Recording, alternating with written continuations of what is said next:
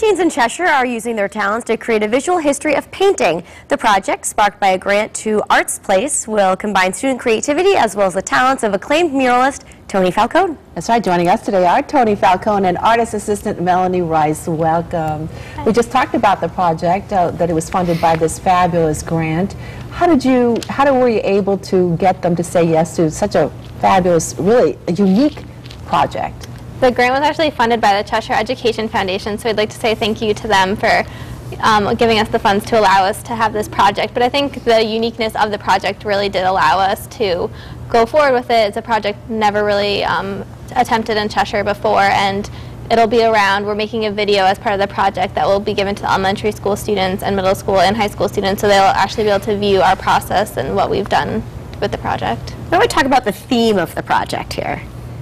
The theme of the project is the history of painting. So each student got a 2x2 board, as you can see behind us, and we broke down the timeline in order to be able to span across from prehistoric painting until contemporary times, and then they were each able to pick their own painting that they wanted to do, and then we actually did a different take on it and did a detail of every painting. So. But Tony, how did you get involved with this?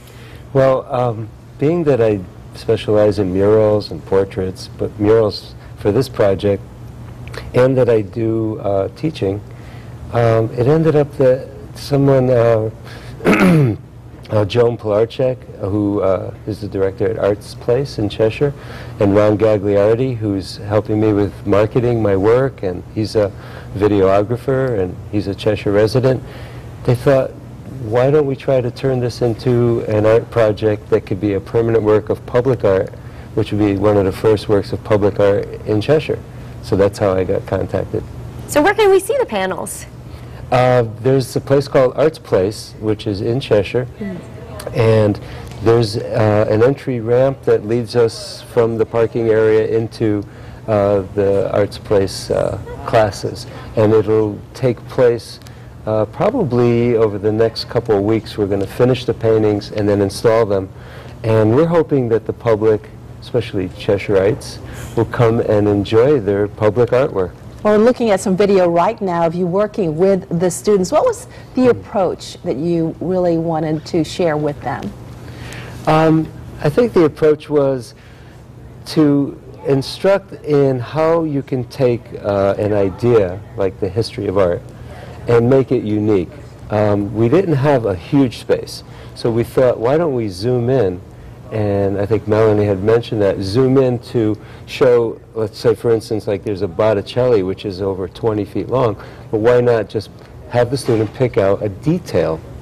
And that way, if someone saw these paintings, they would say, I know that painting, and try to think of it as a work of some master painter, but it's almost like a guess the painting. And some of them are more obvious, but that's how we came up with this unique approach. Well, let's talk about some of the artwork you brought with you today. Okay. I see Marilyn behind me. There you go. Andy Warhol influence there, right? Yes, definitely. This would be an example of pop art, and we tried to break the periods of art history into some major components. So pop art and Marilyn, and that painting, Colleen did that one. She just gravitated right toward that, and I like it because it's such a nice contrast to a Botticelli, which is representational and realistic for that period, and then you've got hard edge pop art, so the contrast is perfect. Now this painting behind us is really how large, and aren't there 4 or 6 panels of Marilyn? I can't recall. Yes, I've seen that as a 6-panel piece, and how large is the original painting? Yes. You know, honestly, I'm not sure how large the actual But this is just original a small section of it. Yeah, this would be, if you were to, oh I see, if we were to see the whole Marilyn painting, you would see all of her hair, and you'd see more of that blue outline surrounding her. So it zoomed in probably to just capture the actual face and some of the hair.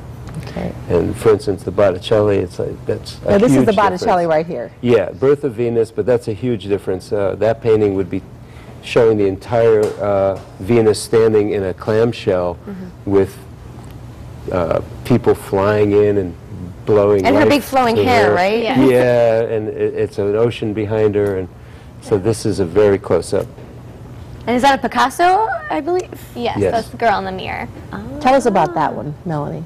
Well, Picasso started the Cubist movement, but this is actually not a Cubist painting. But this is a pretty good close-up because actually in the other half of the real painting, there's another girl in there too. So this is just showing one of the faces. We should keep in mind these are all high school students doing Yes, these. they're all AP art students at Cheshire High School in Mr. Earley's class.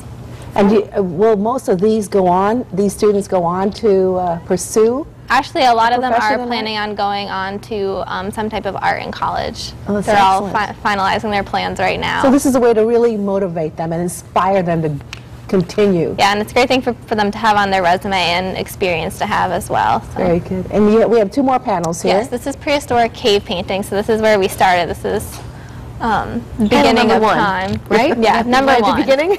And then behind us is a girl with the pearl earring. That one's not quite finished yet, but that's by Vermeer. All right. Well, we're running out of time. I want to thank you both for being here Thank you for today having us. and for sharing all the artwork with us. And if you would like more information about Artsplace, you could just go to our website, WTNH.com, click on Connecticut Style, and you'll find it there. All right. Pretty easy.